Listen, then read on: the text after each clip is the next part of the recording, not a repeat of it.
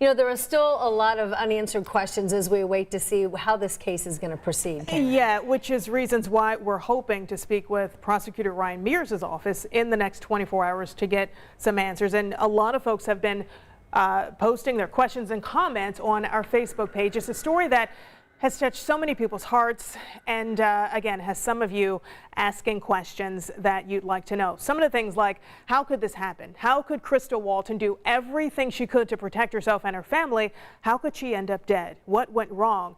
Now, we do know that Orlando Mitchell had 2 warrants from previous domestic violence incidents where Walton was the victim. Mitchell also had a no contact order.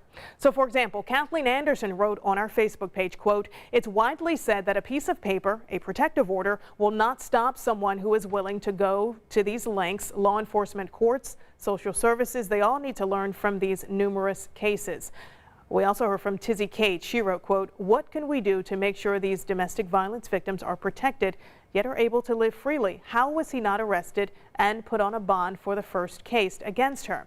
Now, Tizzy also wanted to know why a plea deal was given. Kathy Bannister, she also asked, why was the initial charge of strangulation dropped? Charges are dropped and then he only serves 1 day. Why would a judge agree with that? So we again have reached out to Prosecutor Mears' office for these and other questions that you have out there. And again, we hope to hear from him in the next 24 hours. We also reached out to domestic violence advocates to shed light on an issue that affects thousands of families each year.